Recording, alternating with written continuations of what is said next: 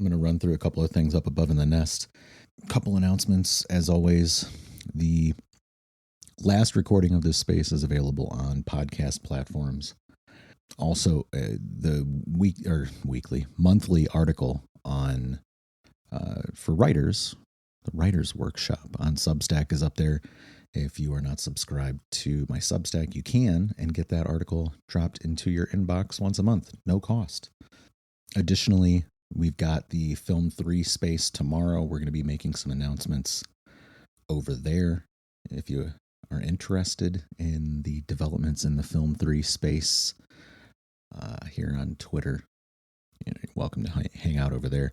Final announcement is my short film, AI animated short, Anunnaki, has been picked up for distribution by Filmsy.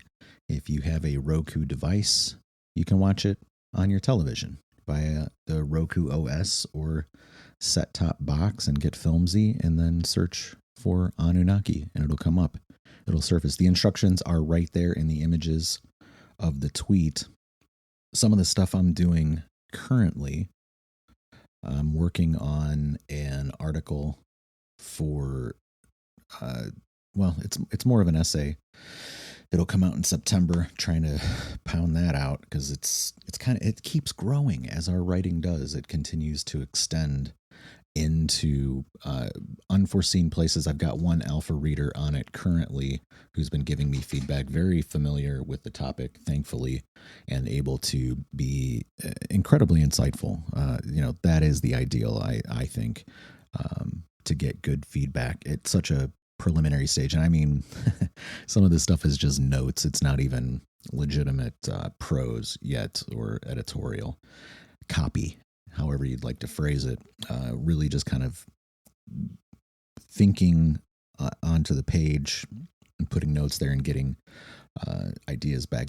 Again, not all of it is like that. It's currently maybe about 4,500 words.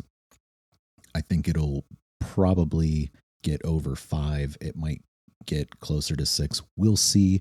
There's 2 other readers I want to check it out before it actually goes up on KDP. But that's one project. And then I am making great progress laying out the paperback for release this autumn. I think the target for that is November. So we'll see. I'm ahead of my projected schedule, which always feels good. It is a lot of layout, as it turns out. So basically trying to pound through that because it is just one of the larger works I've done and heavily pictorial. So that's basically the gist on everything I've got going on currently. Tamer, hello. Welcome to the space. We haven't met you before, but maybe tell us a little bit about yourself, what you write, what you're working on, anything along those lines as it relates to writing, publishing, and authorship. Thank you for the space. My name is Tamer Salami, and my specialty is strategic management. Okay. And I was writing a book called Strategic Democracy, developed this concept on how to manage the United States, how to lead and manage the United States. The book ended up being a couple of thousand pages. I've been working on it for some time. Yeah, that's an absolute doorstop of a book. And then I said to myself, and I have several colleagues because right now I teach, and discussing it with colleagues and stuff like that. And what I do at the university is one of the things I do is I supervise doctoral dissertations. So my writing is very technical. Sure. And so the 3,000 something pages are technical. At the same time, like some of the data, especially economic data and stuff like that, first you have to validate it, and then it keeps changing. So by the time I'm done, let us say with chapter 5, I reach chapter 9, I have to go back and change it in chapter 5. And then I said, this looks very complex. Why don't I do a series of books? But first, I will introduce how to look at things. So I developed a concept called the CARTS paradigm, which CARTS stands for knowledge and action for results over time in society. And I said, okay, that'll be the first book in the series. The second book is Vital Success Factors. And then Strategic Democracy, probably part one, part two, part three. I don't know yet how I'm going to break it down. But I have those three done. And then I said to myself, let's make it a little bit more fun. Why don't I introduce a character and use axioms? So I rewrote it again with characters, and that's why I joined the space. I saw written uh, writer's block, and then when I clicked on Heidi's profile, she's writing about cowboys, and I'm using the cowboy character in the book. Oh, yeah. I have other characters also, like a goat herder, cat herder, and scorpion, snake, and spider scientist. So, and they all have different traits and attributes that relate to the different discussions that are taking place. Anyway, as I'm finishing the first book, uh, I want it to be very simple. So instead of using, things like strategic posture and diagnostics and epistemological, I'm just taking out all the big words to make it easy to read. So I get people that will review it for me. And I am at there were 84 reviews. 84 people reviewed your book? No. I mean, their feedback had 84 notes. Critiques. Gotcha. Yes. And not bad. Now, this is only the CARTS book. It's 100 pages. I'm trying to keep 100 pages or less per copy to make it easy to read so people can read it over a weekend and or a day. And now I'm down to 32. Now, for the past week, I've been stuck from 34. So in 1 week, I corrected 2. So when I saw the title yesterday, it said writer's block. I said, oh, and then my friend was there, honey badger. So I said to myself, oh, I really need to listen to what those folks are saying because I'm really having a block. I keep rephrasing it, but it doesn't sound good. At the same time, I'm accompanying the book with application. So basically, somebody can go to the application. It's on my website, and enter a name of an issue, an undertaking, then give a brief description, and then it will give you a run of the carts. The only problem is it has limitations, and I state the limitations on the website. Sure. No system is complete, right? Yes. And it's like, I mean, there's so many issues, but at least it's a good start. And depending on how the system is operating, sometimes it produces better, but you'll still need to extensively edit it and validity and do the validity reliability of whatever comes out. Sure. So that's why I was really interested. I said, I've never really sat with a group of authors. All the people I know that publish textbooks. Sure. Yeah. And that is very much the writer's block space is very fiction oriented, which might help you to a degree. I'm probably the one person in there doing more nonfiction material, or let me put it this way, doing as much nonfiction material as fiction material, as it turns out. But that's not to say that I'm particularly versed in what you're doing, which is popular science. I do think that the angle that you're coming at it is correct. I think that basically when you are trying to tackle really technical material and trying to make it palatable for a broad audience and not just an academic audience, characterizing that stuff is going to help. Some of my favorite things that have broken down technical perspectives through a characterized lens would be like Gödel, Escher, Bach, The Age of Spiritual Machines. I think those are very good texts to at least maybe take a look at if you haven't, in the sense of Kurzweil, basically from the beginning of the book to the end of the book of Spiritual Machines, it goes from very typical, almost textbook-like reporting of history as we understand it, and then it becomes more and more progressively a dialogue between him and a character that he creates as he speculates about the future of technology and AI and biohacking to a degree, if that's the right phrase, as it moves. What's the name again? The Age of Spiritual Machines by Ray Kurzweil. And then the other one is Gödel, Escher, Bach by Douglas Hofstadter.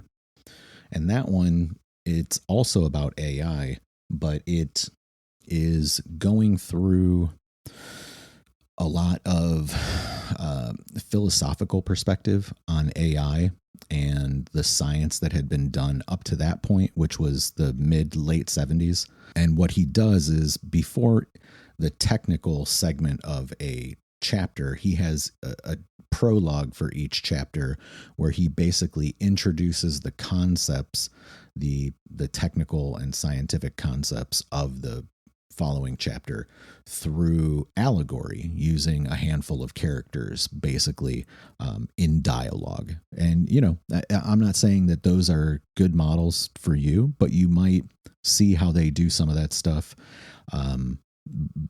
where it's one, again, GEB, Gödel, Escher, Bach, is very allegorical, and then almost like fables in a sense.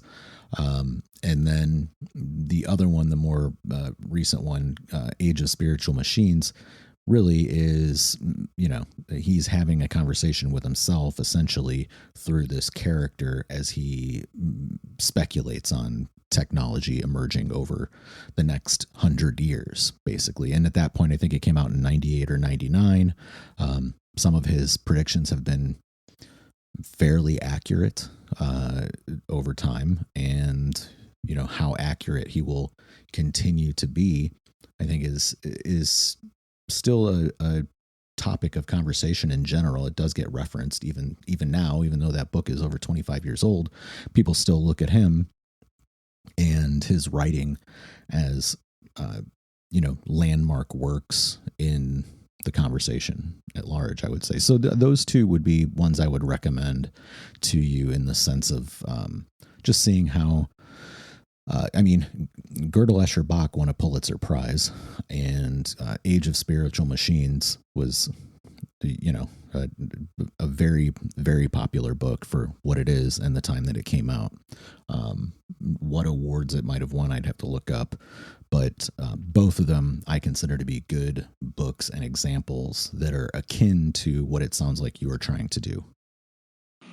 I just added them to the cart. Thank you. Hey, no problem. Yeah, see, the system works. I like them. I also have a video on my YouTube that kind of breaks down Gödel, Escher, Bach, because it is a big book. Now, I'm not saying you need that topic broken down to you.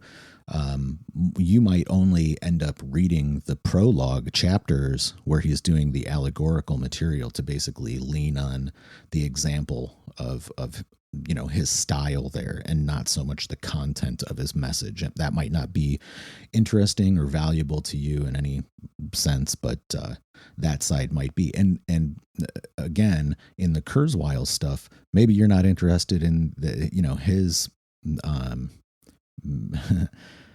prophecy at the time, and you would really kind of look towards maybe the second half of the book, where he's in dialogue with the character that he creates there to kind of speculate and go back and forth about that stuff. That might be useful to you.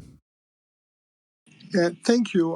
I'll order them and look at them. And if you link me the link to your YouTube video, I will watch it also. I'll also link you the link to the web page, and please try the app. Sure. Yeah. It's developed based on ChatGPT 4.0. Okay. And through PlayLab. Gotcha. Yeah, very cool. And it's been really, you'll be surprised. Like you spend about 2 minutes and you get about 2 to 3 pages. And then it breaks down to you the knowledge, the action, the timing, the results in society. It also looks at whether the environment is turbulent or stable and what to do in each case, and what kind of preparation and prospects you need.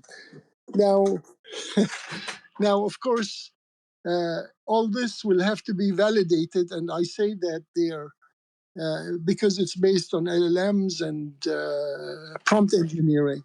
Can I use your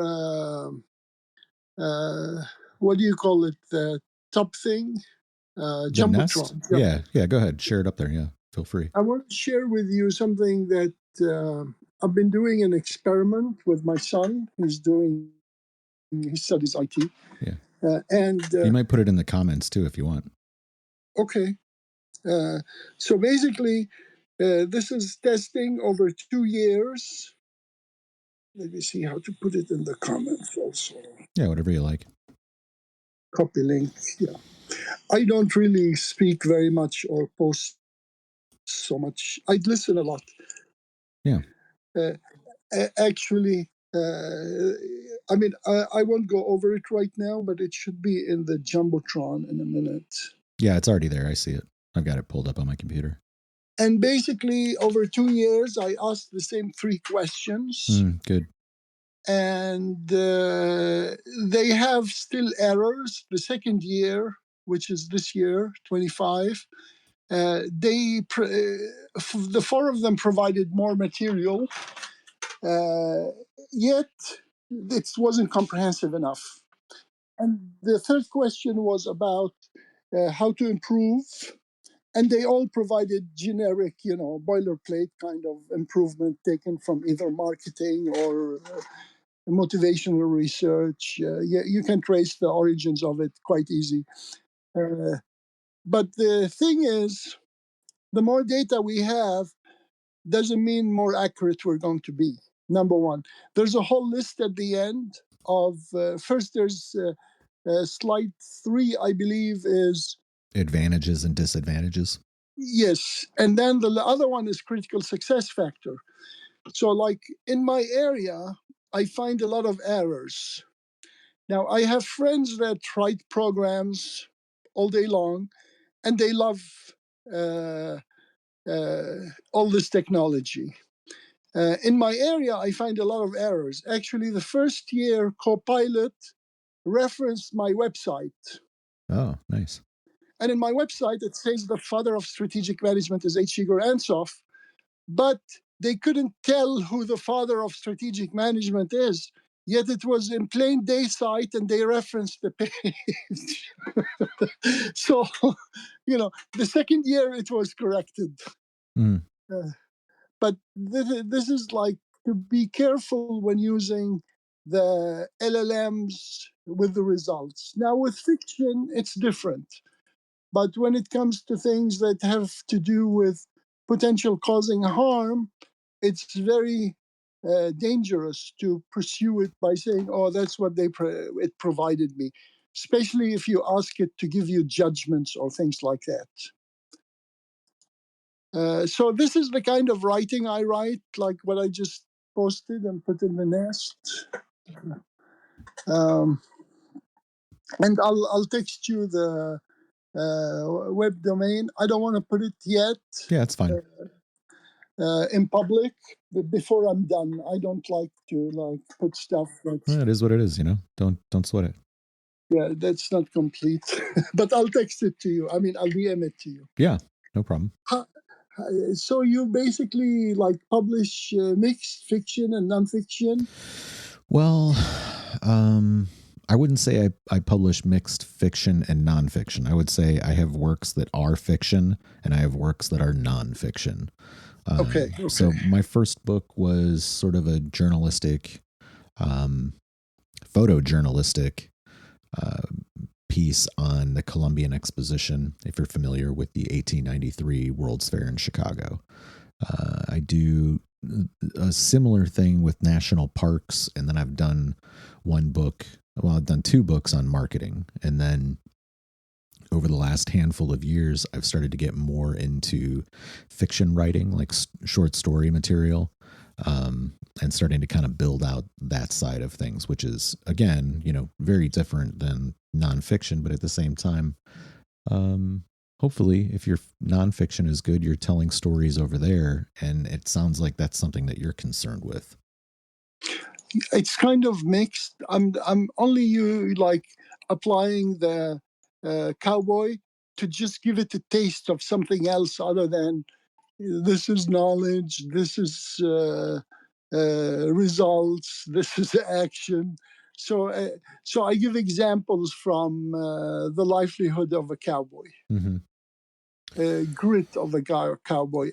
Also, like sometimes they give the cowboys a bad name, but they forget about their pioneering stuff and their persistence and tenacity. And all these characteristics are very helpful in a turbulent environment. Yeah, absolutely. So you wrote about marketing. Yeah. Uh, what's your specialty? Business, is it? So I have worked in content marketing. I would say that's my specialty.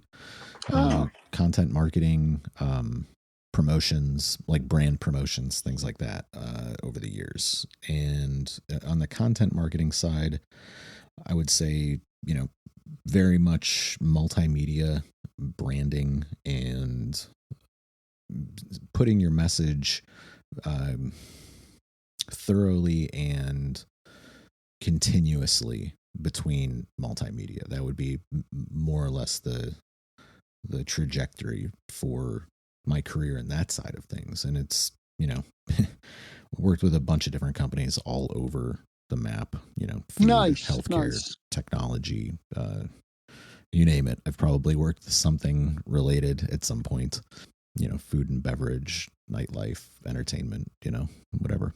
Yeah, if you're interested, like I said, I have those books. One of them is a personal branding content marketing book. The other is small business content marketing.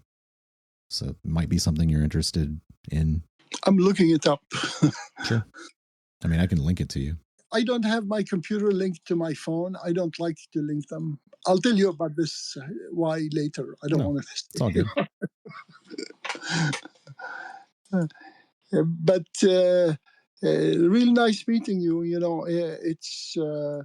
I'm glad you put these things together. Yeah. One of the things that I think there's a market for, and I was thinking of doing it. For example, I'm very good with editing. I mean, I edit impeccably, whatever is written, because reading dissertations requires developing these kinds of things. I was the library reader about 30 years ago from roughly 1987 to like 94, 95.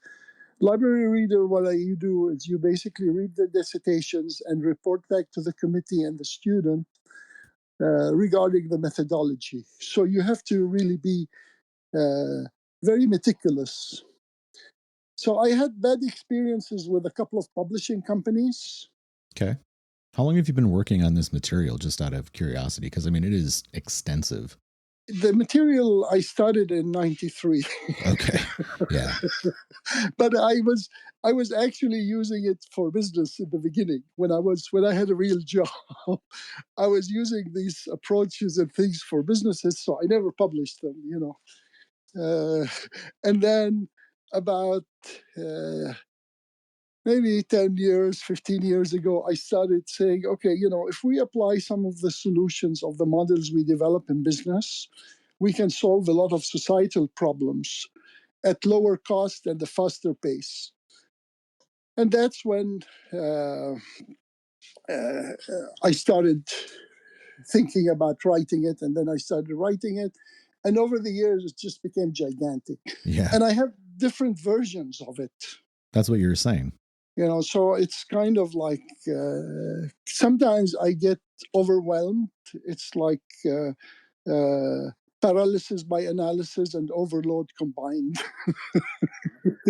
That happens with all writers, in fact, regardless of what you're doing.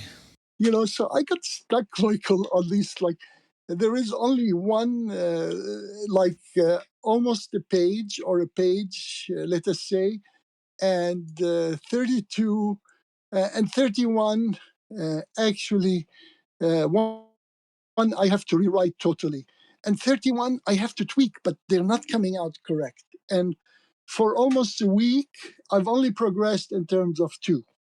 Like, that's very low rate of progress. Hey, I'm a slow writer. And in fact, if I get 50 words a day on some stuff, then I'm happy. 200 words a day is probably an average day.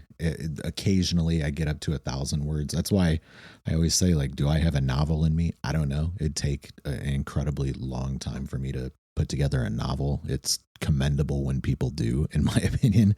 Anytime put together a novel with 100,000 words. For me, a lot of the stuff that I've done has been pictorial, nonfiction. My fiction stuff is considerably shorter.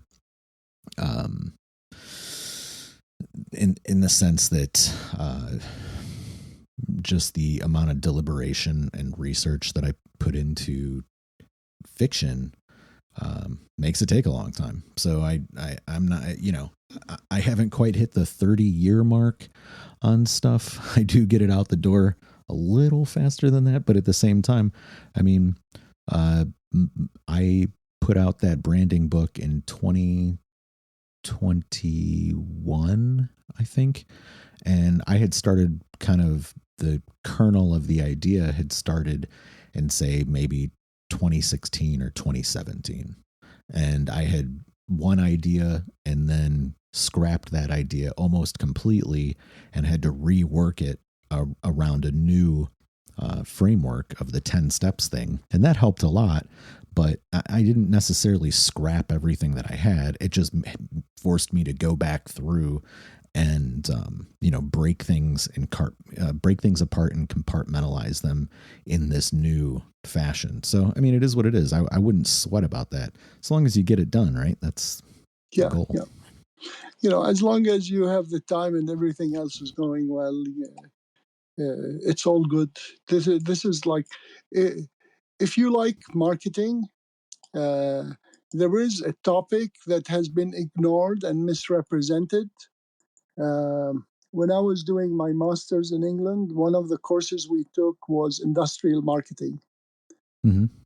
And now this has been reduced into things like B2B, relationship management, sales and channel management, marketing communications, strategic marketing, international business, and such. For sure, because the marketing side of things has leaned over into the sales side of things as opposed to more of the promotion side of things. And in industry, when we, let's say, like, if we're looking at maybe these more classical definitions of industry versus commerce, industry is far away from an on the ground sort of events driven or consumer driven thing. So then it does get lumped into B2B, and it does kind of follow more along the sales thing as opposed to the promotions thing. And then you see sales engineers getting popular. So yeah, you see, this has been really forgotten, and it's like the biggest kind of business, which is selling a factory. It's done all the time. Mm-hmm. It's just that it kind of disappeared from the business literature, and it was substituted by the stuff I earlier mentioned. And this is something people are missing, because this is very fundamental to doing business. And I did a lot of work in that. I was just mentioning it to you because if you like marketing, that's an area that needs to be cultivated more as we move into a more technological age. Because at some point, people would want to buy factories or parts of factories or businesses that's already starting to develop new and novel technologies. But the approaches for it have been kind of convoluted nowadays. So that might be a nice area to look into. Yeah. But you need to get like the old textbooks. The new textbooks, some of them are really messed up. Well, everything. Here's the thing I find is that the adage "publish or perish" has perhaps gone too far. And you're in academia; you're familiar. Yeah. There is another option. Like the option I take is I do research, because you have the other option, and that is supervising research. Because I don't like to publish anything that does not contribute. So I have very few actual academic publications, but I have a lot of dissertation supervision. So it's an easy way to pump out a 7-page article and get it peer reviewed and published. It's not that hard. Plus, there are so many avenues. Of course, some journals are better than others. Where are you a professor at? I teach at Alliant International. I'm in San Diego. Okay. And I'm part-time in both of them. And I teach at Southwestern College. Okay, cool. Yeah, I'm not particularly familiar with any of the programs out there, but that doesn't matter. I mean, my profile is online. It shows all these things. No. I mean, I believe you. That's not the issue. I just don't have anything to add about those schools, and I guess would be the more articulate way of phrasing it. Yeah, Alliant is like one of the top schools in psychology. And Southwestern is a community college, about 30,000 students. Yeah. In San Diego. That's pretty large, actually. Yeah. For a community college, it's a city. It's a big community. Yeah, it's really both of them are quite nice, and they are about, like, one of them is in Scripps Ranch, the other one is in Chula Vista, so they are about half an hour, 40 minutes away from each other. And San Diego is quite a desirable destination area. Yeah, it is. Yeah, can't be unhappy about being over there. I started teaching roughly in 1983, and when I was teaching, I was working for Ansoff at this company. He's the guy that invented strategic management. I was a student, and I worked for him for about 11 years, and I taught from roughly 83 till 94, so roughly 12 years. And then I went into industry till roughly 2019, just a little bit before COVID. And then I decided to go back to teaching. So it's been quite an experience comparing the books that I was using previously, which I can't find now. They're out of publication. Even the updates of those books are terrible. So I have to use articles in my asymmetric classes. Like if it's a class on management, I can use a standard textbook. But if I teach a class on strategic management, I have to find articles and put them together for the class. Because the books are way out of whack. For example, part of strategic management is strategic planning. There is about 40 ways that they list as strategic planning: agile strategic planning, entrepreneurial strategic planning, and you have a whole list. So what do you choose? And you can't teach all of them in one course, maybe 2 years. So that's the kind of asymmetry we have in some of the disciplines. Nice. Yeah, I would say that that's a fair point in the sense that industrial organizational psychology, it sounds like in the lens that you were talking about it, has not necessarily stayed close to its roots or enough to its roots. Yeah, there is a problem called replication crisis because in order for us to progress when we test theory or hypotheses, we need to be able to replicate the testing. And a lot of the testing hasn't been replicated. It was what you mentioned earlier, publish or perish. So a lot of people use shortcuts, and these shortcuts harm knowledge. And this replication crisis is very problematic because right now we're increasing it when LLMs are collecting, or these different systems are collecting data from websites that hasn't been vetted. It's in the thing that I put in the Jumbotron, the 4 pages, the critical success factors. One of them is the replication crisis. Hey, Jaji, if you want to hop up, I'll send you a mic. We're hanging out. We got maybe 15 minutes left for today. Yeah, I feel like this was good, you know, just to be able to get to catch up with you and meet you in a general sense. Hi there. I just got here, so I'll just listen for right now, and then I'll say something in a little bit. Don't sweat it. You know, you've got a little bit to say something if you would like.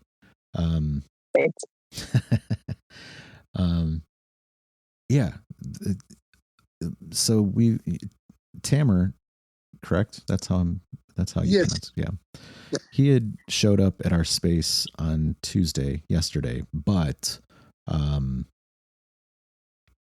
he rose his hand a little bit late and we didn't necessarily know him. So I told him, hey, come and hang out here. This is a little bit slower paced, more casual spot to be able to talk about whatever and actually meet somebody new. You know, this is a low key space comparatively. Yesterday was pretty, what's the word? It was driving, you know. It had momentum in terms of the conversation and stuff.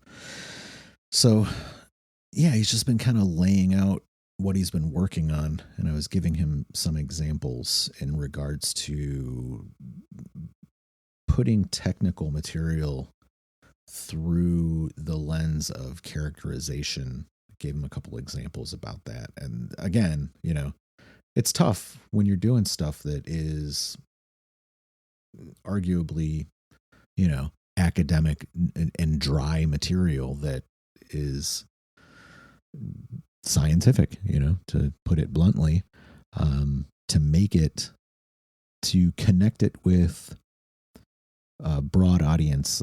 That's great. Pop sci books do that more than others. Did we lose you, Jaji? Oh, we did lose her. She'll be back.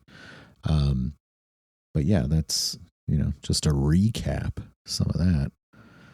Yeah, it's okay. Connections, they come and go, you know, in a general sense. Again, this space is every other Wednesday. It's super casual. It is not thematic in any way. Basically, we kind of just go over whatever comes up, you know. It's not really meant to be specific. And again, this is a recorded space. All of these are available on your favorite podcast platforms, whatever that might be. So if you wanted to go back and see what some of the other discussions were, that's an option for you, as well as the workshop sessions from the writer's block, which are really, I would say, more specifically targeting publishing and authorship than the thematic side of writing, which we do, more so of that material on a weekly basis. It looks like we got Jaji back. Are you live? Do we have you? Sorry about that. Oh, don't They're sweat it. paving the road outside our house.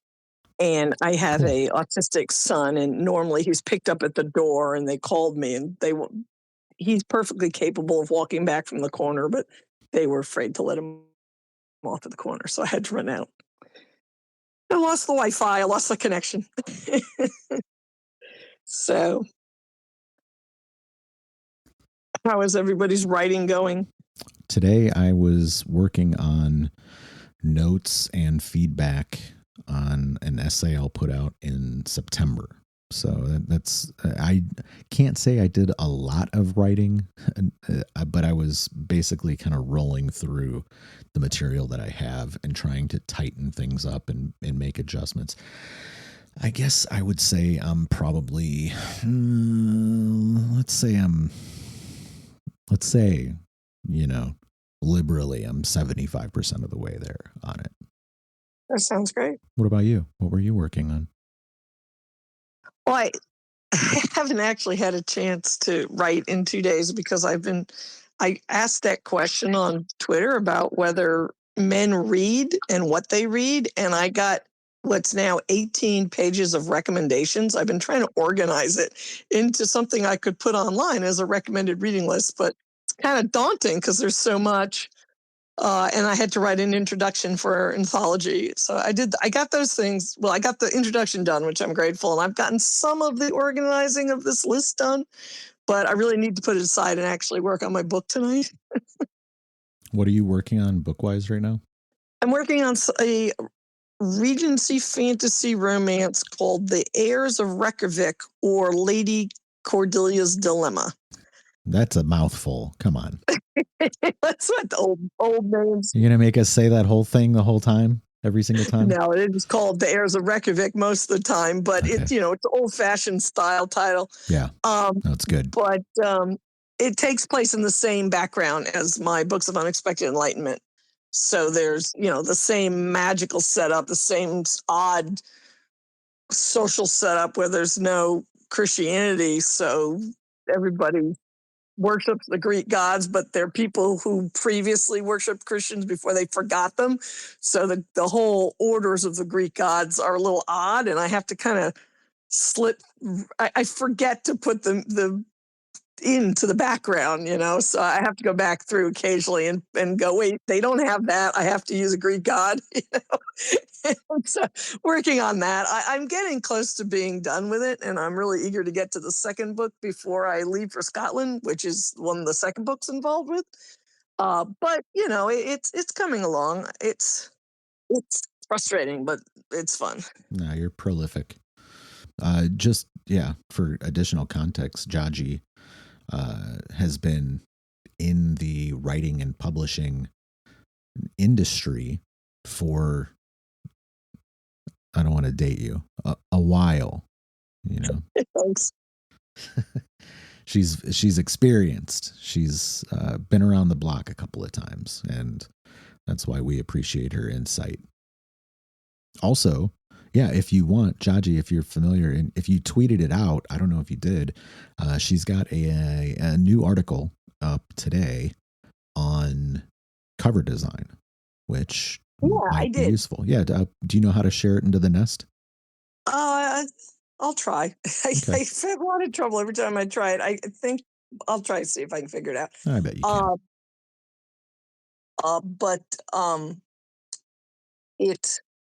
It was a guest post for Hans Schantz over at the base book sale. Yeah, it's fantastic. And also, I think I noticed you're starting to put together a list for your sale. Are you doing an open call, or are you just curating that all on your own? No, it is an invitation only sale. Damn, but elitist. we're taking, I mean, anybody recommends to me, I go and contact them, but because we were trying to get books of a particular type, we didn't want to put an open sale because if it's open, we have to make a judgment call about whether it fits. And neither Hans or I felt qualified to do that. So what we're doing instead is if somebody says, hey, conclude me, I have a good book for this, or if they say, hey, this guy's books are really good, then we're talking to them. But its subject is books for male readers, and just so it's all adventure stuff and just the kind of thing that a guy would enjoy reading. Not that us ladies don't also enjoy these books, but just kind of trying to put more of the adventure books all together in one fun sale. So that's what we're working on. Yeah. When does that start? July 30th. Oh, okay. So next week. Yeah. We're hoping to kind of tie in with, there's been a lot of excitement, particularly here on Twitter about this in the last 6 months, with people getting upset or being at the center of firestorm. So we're hoping to kind of maybe get a little bit of that excitement to get it spread around. Because basically, like I put out, I usually get like 5 answers on a tweet if I'm really lucky. And so I tweeted out, men, what are you reading? And I've gotten, I don't know, somewhere between 12 and 50 answers. I'm not exactly sure because 12 and 50 is a pretty wide range. People answer more than once. So Sure. I got quite a few answers, but some of them are the same people over and over again. I haven't actually counted out how many people it was, but it was a lot of people responding over several days with lists of stuff. And, they're almost all saying the same thing, which is that they like reading, but they can't find anything in the bookstore they want to read. So we're trying to find books from people, indie people who are writing those kinds of books that are like the ones they said they liked, and be able to say, hey, look, readers, here's some authors, here's some readers, and, match them up. So that's our goal. And never the twain shall meet, I believe, would be the end of the phrase. In this case, hopefully they will meet. Yeah, ideally, yeah. That's our hope. For sure. Well, we're in the home stretch. We got a handful of minutes left. If there are any final questions, final thoughts, complaints, this is your opportunity. This is your chance. Geez, don't everybody speak up at once. Not even complaints, I guess you have to put them in the anonymous box, which means DM them to me. Yeah, well, that's cool. This has been a good conversation. Learned about Tomer and what he's working on, and that's always good. I would say poke around in the stuff in the nest if you haven't had a chance. As always, the recordings are up. Articles abound on Substack, it sounds like. Books for Men coming up July 30th. Next week on the writer's block, let me pull up the notes just real quick. We do our planning session tomorrow afternoon, but I'm pretty sure the topic is kind of a continuation of what we did this past week, where we were talking about level design, scaling bosses and villains. We're going to be talking about building out the conflict. Tomer, I see your hand raised. Go ahead, sir. From yesterday and today, and what I heard yesterday and today, it's like there's several people with a lot of talents. And I didn't have a good experience with a couple of the publishing that I got from online. So given that my background in business, I started toying around with the idea of connecting with people and to set up a publishing company. Hey. That's by writers, because the people that I talk to are not writers. They're salespeople. So they don't really understand the dynamics of what goes through the writer's mind. All what they want to do is to just sign a contract with you and trust them on what they want to do. Are you talking about publishers or lit agents? I don't know the exact term, but it's like a full service, one-stop shop where somebody that's writing doesn't have to go through the hassle of... you're talking about somebody doing a vanity press for you. Services. I don't know what yet, but Were they charging you? Or packagers, Yeah. maybe? A friend of mine used to be a packager. This was before indie, but he would do that kind of thing. Some of them offered that also, and yeah, it was a experience because I think I went through about 11 of them, and then I said, okay, I'm going to learn all this stuff by myself because I got contradictory statements about the same question from different people. So, and then I started reading online, and I read some of the horrors writers go through. Writers do all the work, and then they have to do more work to publish their book, especially self-publishing. Hello. Yeah, which basically, it in short means, why didn't you just self-publish in the first place? At any rate, this has gone well, and we do appreciate the time everyone's taken to talk about their work and what they're doing. Here's one last note to consider. We are in the home stretch of the July Grand Sumo Tournament. The action is heating up, and you can watch all of the day-to-day fights on NHK World. That is also available to you on the internet or via your Roku device. Just download the app, NHK World. You can watch every single day for 15 days, catch up on the days you missed. The Grand Sumo Tournament. We got a brand new Yokozuna in there. Ono Sato. He's not necessarily in the lead, but he's up towards the top, and that's something we do like to see. We like to see the fresh young talent, very contentious in the upper ranks. An excellent tournament thus far. But as for today, again, I thank you. It was good to meet you, Tamer, and we will talk again before too long.